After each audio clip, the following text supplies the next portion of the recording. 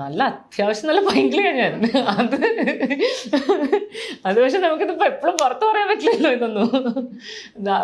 ഭയങ്കര പൈങ്കിളിയാണ് ഞാൻ.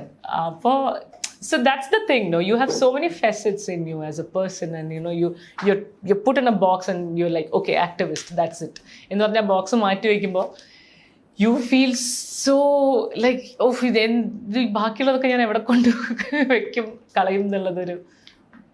ഈ ആക്ടിവിസ്റ്റ് ടാഗ് അപ്പൊ ശരിക്കും ഒരു ഭാരം തന്നെയല്ലേ?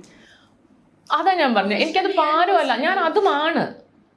അപ്പം അല്ലാന്നല്ല ഞാൻ പറയുന്നത്, പക്ഷെ ഞാൻ അത് മാത്രമല്ല എന്നേ ഞാൻ പറയുന്നുള്ളൂ. അത് ഒരിക്കലും എനിക്കൊരു ഭാരമായിട്ട് ഞാൻ പറയില്ല.